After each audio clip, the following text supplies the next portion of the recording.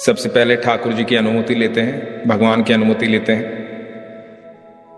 हे श्री कृष्ण प्रिय मित्र, आपके चरणों में कोटि कोटि प्रणाम। हे राधा रानी, आपके चरणों में कोटि कोटि प्रणाम। आपको निमंत्रित करते हैं प्रभु, आप आइए और अपने श्रीमुख से अपने एक एक शब्द को हमें समझाइए, वो बुद्धि दीजिए जिससे हम आपके एक एक शब्द को समझें।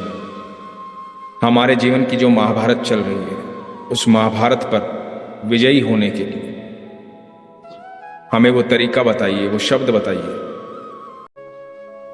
और आपकी आज्ञा लेकर के शुरू करते हैं।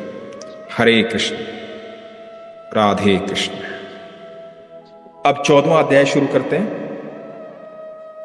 श्री भगवान बोले, ज्ञानों में भी अति उत्तम उस परम ज्ञान को मैं फिर कहूंगा जिसको जानकर सब मुनिजन इस संसार से मुक्त होकर परम सिद्धि को प्राप्त हो गए। अब भगवान वो बात बताने जा रहे हैं जिससे परम ज्ञानी विद्वान मुनिजन संतजन, जिन्होंने उस ज्ञान को प्राप्त करने के बाद, उस राह पर चलने के बाद मोक्ष को प्राप्त किया है, भगवान को प्राप्त किया है, जिन्होंने जन्म और मृत्यु से मुक्ति प्राप्त की है, वो ज्ञान भगवान अर्जुन को देने जा रहे हैं। भगवान ये प्रक्रिया बता रहे हैं कि एक्चुअली जो है भगवान ही वो गर्भ धारण करने वाले हैं, भगवान ही गर्भ स्थान ही, भगवान ही सब कुछ है। उसके बाद ये भूतों की उत्पत्ति, सारे जड़ चेतन की उत्पत्ति भगवान से ही होती है। हे अर्जुन, नाना प्रकार की सब योनियों में जितनी मूर्तियां अर्थात शरीरधारी प्राणी उत्पन्न होते हैं, प्रकृति तो उन सब की गर्भ धारण करने वाली माता है, और मैं बीज को स्थापन करने वाला पिता हूं। तो यहां भगवान प्रकृति की और अपनी बात कह रहे हैं। भगवान कहते हैं जितने जीव हैं, चराचर जीव, जितने जगत में जीव हैं, अनंत ब्रह्मांड में जितने जीव हैं, प्रकृति जो है वो उनकी माता है, और वो जो बीज है वो मैं हूं। इस प्रकृति का जो बीज है जिससे ये जागृत होते हैं, जिससे जीव चलायमान है, जो ऊर्जा है वो मैं हूं, पिता मैं। हे अर्जुन, सत्वगुण, रजोगुण और तमोगुण, ये प्रकृति से उत्पन्न 3 गुण अविनाशी जीवात्मा को शरीर में बांधते हैं। 3 गुण, भगवान 3 गुणों की बात कर रहे हैं, बड़े ध्यान से सुनिएगा इस अध्याय में। इन 3 गुणों की बात कर रहे हैं। ये जो 3 गुण हैं, इन्हीं की वजह से जो शरीर जो है अविनाशी जीवात्मा से बंधता है। शरीर के भीतर जीवात्मा है जो अविनाशी है, लेकिन इन 3 गुणों के कारण शरीर बंध जाता है। शरीर के सारे कर्म जो होते हैं, सारे जो प्रारब्ध होते हैं, जो वो कर्म करता है, जिस प्रकार के वो कर्म करता है, वो इन 3 गुणों के भीतर ही रहकर करता है कोई भी व्यक्ति, क्योंकि प्रकृति के 3 ही गुण हैं जिनका नाम बताया भगवान ने, सत्वगुण, रजोगुण और तमोगुण। हे निष्पाप, उन तीनों गुणों में सत्वगुण तो निर्मल होने के कारण प्रकाश करने वाला और विकार रहित है। वो सुख के संबंध से और ज्ञान के संबंध से अर्थात उसके अभिमान से बांधता है। जो सतोगुणी व्यक्ति होता है वो बड़ा निर्मल होता है, उसकी ऊर्जा अलग होती है, बड़ा प्रकाशमान होता है, ज्ञानी होता है, विद्वान होता है, ज्ञान के संबंध से अर्थात उसके अभिमान से बांधता है। हे अर्जुन, राग रूप रजोगुण की कामना और आसक्ति से उत्पन्न जान वो उस जीवात्मा को कर्मों के और उनके फल के संबंध से बांधता है। जो रजोगुणी होता है, रजोगुणी, अब सत्वगुण क्या, जो सात्विक विचारों वाला, संभावी पुरुष, कर्म योग करने वाला, निष्काम कर्म करने वाला, भगवान की सेवा में लिप्त रहने वाला, भगवान का ध्यान करने वाला, नाम जप करने वाला, सात्विक भोजन ग्रहण करने वाला, सच्चे विचारों वाला, कभी झूठ ना बोलने वाला, किसी को धोखा ना देने वाला, किसी के साथ द्वेष ना करने वाला, किसी के प्रति ईर्ष्या ना रखने वाला, ऐसा व्यक्ति सतोगुणी होता है।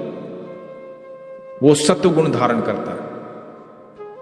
अब रजोगुण जो है, रजोगुण जो जिसके अंदर जो कर्म क्षेत्र को इसलिए बढ़ाता है, अपने कर्म क्षेत्र को इसलिए अपने शरीर का प्रयोग करता है कि उसको बहुत सारा ऐश्वर्य चाहिए, बहुत सारी सुख सुविधाएं चाहिए, उसको बहुत सारा धन चाहिए, भौतिक चीजों से बहुत लगाव हो, जिसकी इच्छा में ही हो कि मुझे बहुत धन एकत्रित करना है जीवन में, और उसी को एकत्रित करने में पूरा जीवन लग जाता है उसका, सुख सुविधाएं एकत्रित करने में उसके लिए मेहनत करता रहता है।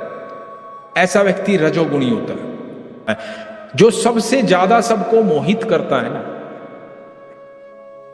सब जिसकी तरफ आकर्षित होते हैं, वो है तमोगुण। तमोगुण, जो व्यक्ति बिल्कुल भी ज्ञानी नहीं होता, एकदम अज्ञानी होता है, जो मांस मदिरा खाता है, दुष्ट होता है, जिसके कार्य में ही दुष्टता है, जो दूसरों के साथ दुर्व्यवहार करता है, ईर्ष्या करता है, कलह करता है, झगड़े करता है, बेवजह किसी के भी साथ कहीं भी झगड़ा कर लेता है, दूसरों का बुरा चाहता है, जिसके अंदर अच्छाई कहीं कुछ नहीं होती, ऐसा व्यक्ति तमोगुणी होता है। और आमतौर पर जो तमोगुण होता है ना, वो सबको अट्रैक्ट करता है, क्योंकि हर आदमी को वो चीज अट्रैक्ट करती है जो उसको लगता है कि ये मुझे बड़ा आराम देगी, तो वो ऐसी चीजें भोगेगा कि हाँ मुझे नॉनवेज खाना है क्योंकि मुझे अच्छा लगता है, मन में ये भाव प्रकट होगा, तो ऐसा व्यक्ति तमोगुणी होता है। मुझे ये करना है, मुझे चोरी करनी है, डकैती करनी है, इस तरह का जो भाव लाएगा वो तमोगुणी होगा। जो व्यक्ति रजोगुणी होगा वो तमोगुणी, मतलब गुण एक के अंदर मिक्स भी हो सकता है क्योंकि त्रिगुण है, लेकिन जो रजोगुणी होगा उसका पहला टारगेट ये होगा कि मुझे बहुत अमीर बनना है, बहुत पैसा कमाना है, बहुत धन कमाना है, मुझे शाही जिंदगी जीनी है, सुख भोगने हैं बहुत सारे, बड़ा घर चाहिए, बड़ी गाड़ी चाहिए, बहुत सारी इच्छाएं होंगी, वो रजोगुणी होगा। और जो सात्विक होगा, सतोगुणी होगा, उसकी कोई इच्छा नहीं होगी, वो जीवन को बड़ा सरल और सहज और संपूर्ण आनंद के साथ बिताएगा, क्योंकि उसके जीवन में कोई चिंता नहीं होगी। देखो, जो रजोगुणी होता है, जो सतोगुणी है, उसको किसी चीज की चाह ही नहीं है, उसके मन में इच्छा नहीं है किसी चीज को पाने की, तो इसलिए उसके जीवन में कोई संकट ही नहीं है। जब कोई चाह नहीं है तो उसकी इच्छा पूरी होना उसको फर्क ही नहीं पड़ रहा, वो जहां है, जिस पल में है, सुकून में है। लेकिन जो रजोगुणी है उसके साथ सुख और दुख दोनों बंधे हुए हैं, क्योंकि उसका इच्छा पूरी नहीं हुई तो दुखी हो जाएगा, रोने लग जाएगा,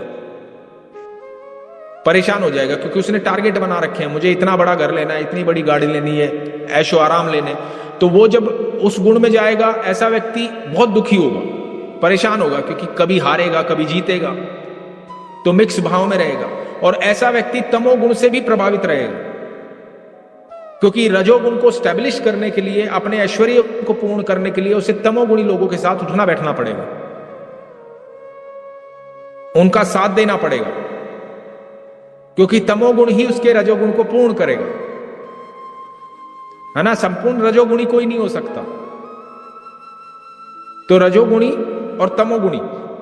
अच्छा, कुछ लोग ऐसे होते हैं जो रजोगुणी और सतोगुणी होते हैं, जिनके अंदर सात्विकता भी होती है। इसका उदाहरण हम और आप लोग, इच्छाएं तो हैं लेकिन भगवान का नाम जप भी है,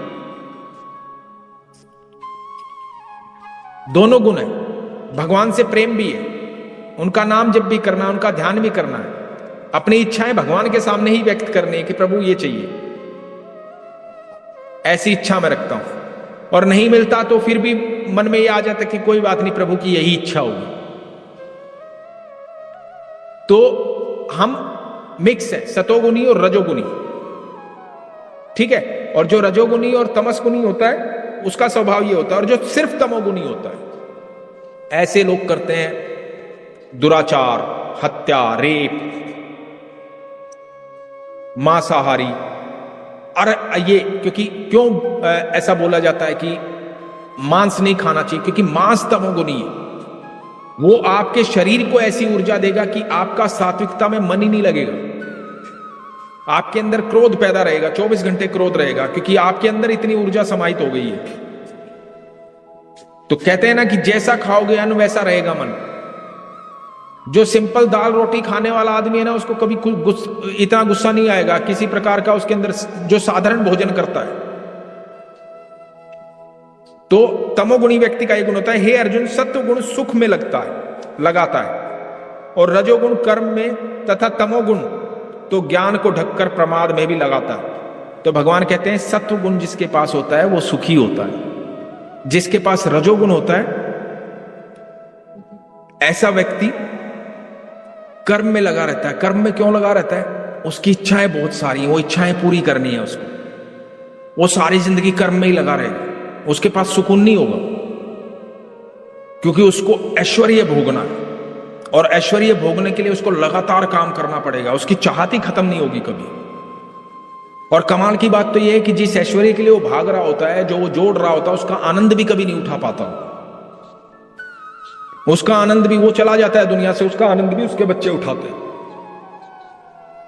वो आनंद भी नहीं उठा पाता, फिर और कोई उठाता है उसका आनंद। तो ऐसा व्यक्ति रजोगुणी होता है। जो तमोगुणी होता है वो तो सारे ज्ञान को ढक करके, अंधा होकर के जीवन भर एक दरिद्र व्यक्ति की तरह रहता है।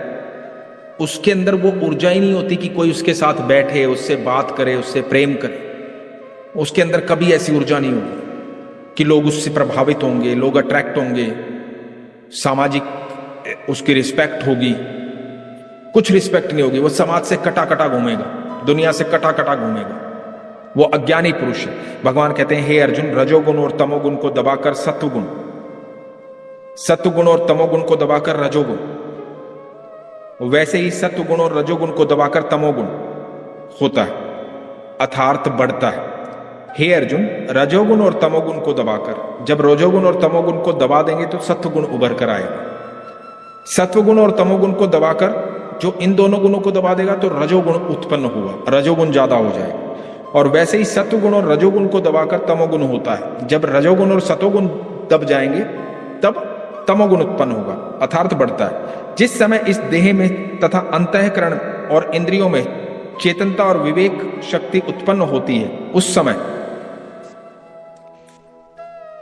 ऐसा जानना चाहिए कि सत्वगुण बढ़ा है। जिस समय इस देह में तथा अंतःकरण और इंद्रियों में चेतनता और विवेक शक्ति उत्पन्न होती है, जब शरीर के अंदर चेतना और ज्ञान प्राप्त करने की शक्ति उत्पन्न होती है, उस समय ऐसा जानना चाहिए कि सत्व गुण बढ़ गया है। आप ईश्वर को जानने की इच्छा जागृत हो गई है आपकी। आप भगवान को जानना चाहते हैं, उनके सानिध्य में बैठना चाहते हैं, उनकी आराधना करना चाहते हैं, जप करना चाहते हैं, पूजा पाठ करना चाहते हैं, तो आपका सत्व गुण जो है वो प्रबल हो रहा है। इसका मतलब आपके शरीर के भीतर सत्व गुण प्रबल हो रहा है। जब मन में लालसा आए, लालच आए, मन में ऐसा आए कि नहीं यार ये पाना, 24 घंटे पैसे के बारे में सोच रहे हैं, धन के बारे में सोच रहे हैं, इच्छाओं की पूर्ति के बारे में सोच रहे हैं, तो ये समझना चाहिए कि आपका रजोगुण जो है वो प्रबल हो रहा है, उत्पन्न होते हैं। भगवान कहते हैं जब तमोगुण आता है तो आदमी आलसी हो जाता है, कुछ करना नहीं चाहता है, सब कुछ हासिल करना चाहता है बिना कुछ किए हुए। वो चाहता है ये भी मिल जाए, ये भी मिल जाए, लेकिन कुछ करना नहीं है, आलसी हो जाता है, छोटे रास्ते तलाश करता है किसी भी चीज को पाने के, इसलिए वो गलत कार्यों में घुसता है। तो ऐसे व्यक्ति का तमोगुण प्रबल होता है। जो सत्वगुण में जिसमें वृद्धि हो जाती है, जैसे जैसे सत्वगुण, उसने सतोगुण, आपको पता लग गया कि आपका सतोगुण जो है वो प्रबल हो रहा है, तो आप सतोगुण को जब प्रबल कर लेते हैं तो आपकी मृत्यु के बाद आप स्वर्ग लोक को प्राप्त होते हैं। जितने ज्यादा सात्विक तो जाएंगे, उतने ज्यादा सात्विकता, जब बहुत ज्यादा सात्विकता बढ़ जाएगी तो आप सीधा भगवान को प्राप्त होंगे। नहीं तो जैसे पहले हमने बताया कि अच्छे कर्म करने वाले व्यक्ति को स्वर्ग प्राप्त होता है, फिर वो अपने कर्मों को फल भोगता है और फिर वापस जन्म लेता है। जिसका रजोगुण बड़ा होता है, जिसकी लालसा बड़ी होती है, वो अगले जन्म में मनुष्य बनता है, क्योंकि उसको फिर से शरीर के साथ, शरीर से अपनी इच्छाएं पूरी करनी है, फिर से कर्म करना है, क्योंकि उसकी इच्छाएं खत्म नहीं हो रही। वो शरीर को फिर से कर्म में लगाएगा, फिर से इच्छाएं पूरी करेगा, फिर से ध्यान करेगा। लेकिन भगवान हर बार आपको ये मौका देंगे कि आप अपने सतोगुण को प्रबल करें। भगवान हर बार आपके सामने ऐसी व्यवस्था करेंगे जिससे आपको ये ज्ञान प्राप्त हो कि किस प्रकार आप जीवन मरण के चक्कर से मुक्ति पा सकते हैं। भगवान हर बार ये ज्ञान देंगे। ज्ञान तो हमें भी दे रहे हैं, 5000 साल से ज्ञान चल रहा है, लेकिन कितने लोगों ने इसको हासिल कर इस पर चले, उस पर निर्भर करता है। तो भगवान हर बार मौका देंगे मनुष्य को। तो भगवान कहते हैं कि जो व्यक्ति रजोगुण जिसका प्रबल होता है, उसको फिर से मनुष्य जीवन मिलता है, फिर से वो कर्म करने आता है, फिर से उसको मौका मिलता है। लेकिन जिसका तमोगुण प्रबल होता है, ऐसा व्यक्ति मरने के बाद पशु बनता है, कीट बनता है। जो मैंने आपको 2-3 दिन पहले बताई थी ना, कई दिन पहले हमारा जिक्र चल रहा था कि कई बार जब पशु को मनुष्य जीवन मिलता है किसी अच्छे कर्म की वजह से, तो उसका नेचर जो है ना पशु जैसा ही रहता है, मांस मदिरा खाएगा, क्योंकि वो पशु था ना।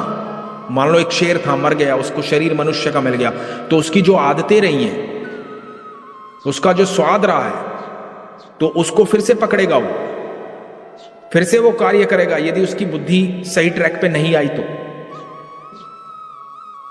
है ना। इसी प्रकार मनुष्य जब फिर गलत कार्य करेगा, फिर तो उसको दोबारा से उसी लोक में भेज दिया जाएगा जहां के वो लायक है। तो वो तमोगुण में रहेगा तो दोबारा कहां पहुंचेगा, दोबारा से पशु बन जाएगा।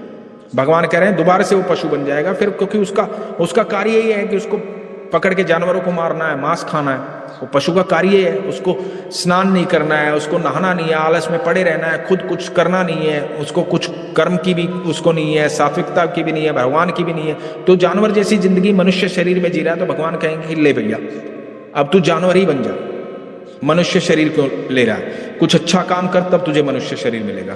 तो रजोगुण वाले को फिर भी मनुष्य शरीर मिलता है, ये एक चांस और मिलता है कि भैया तू मेरे को जान ले और सही रास्ते पे आ जा, तो तुझे सतोगुण वाले की तरह स्वर्ग लोक में भेजूंगा, और तेरे गुणों की अधिकता ज्यादा हो गई तो तू मुझ में समाहित हो जाएगा, यदि तू कर्मयोगी हो गया तो। श्रेष्ठ कर्म तो सात्विक अर्थात सुख, ज्ञान और वैराग्य, निर्मल फल का। जो सात्विक होता है वो सुखी होता है, ज्ञानी होता है, किसी चीज का मोह नहीं होता है, निर्मल हृदय वाला होता है।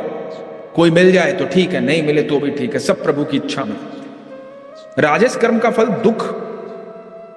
राजस कर्म जो है रजोगुण वाला है, उसको दुख मिलना निश्चित है, क्योंकि वो असफल भी होगा, असफल भी होगा, क्योंकि उसकी लालसाएं हैं, तो उसको दुख मिलना निश्चित है। तमस कर्म का फल अज्ञान कहा जाता है, जिसके पास तमस है वो बिल्कुल अज्ञानी, वो पशु ही है, वो पशु मात्र ही है, पशु ही। आदि नीच योनियों को तथा नरकों को प्राप्त होते हैं। ऐसे व्यक्ति तमोगुण वाले नरक को प्राप्त होते हैं। नरक क्या है? वही नरक है। आपको अच्छा भला मनुष्य जीवन मिला, आपने उस जीवन को नहीं समझा, उस ज्ञान को प्राप्त नहीं किया, आप भगवान के सानिध्य में नहीं रहे, आप फिर से पशु बन गए, तो पशु होना तो नरक ही है। आप भटक रहे हैं इधर से उधर, आपके ना खाने का पता है, ना पीने का पता, ना उठने का पता, ना सोने का पता है, किसी तरह का पता नहीं, पशु जैसा जीवन होता है। जो इन तीनों गुणों से परे, अब तीनों गुणों से परे कब हो सकता है? पहले सात्विक होना पड़ेगा,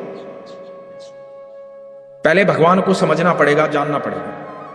जानने के बाद फिर जो आपकी आदत में आएगा, आपकी प्रैक्टिस में आएगा कि आपको लोभ नहीं करना है, लालच नहीं है, धीरे धीरे वो प्रैक्टिस में आएगा। जब आप कर्म योगी हो जाएंगे, फिर आपके अंदर संभाव प्रकट होगा। जब संभाव प्रकट होगा, कर्म योगी हो जाएंगे, तो इन तीनों गुणों से परे चले जाएंगे। अब सत्वगुण भी उससे भी परे चले गए, रजोगुण से भी परे चले गए, तमोगुण से भी परे चले गए। ऐसा व्यक्ति मेरे स्वरूप को प्राप्त होता है, जो इन तीनों से परे चला जाता है।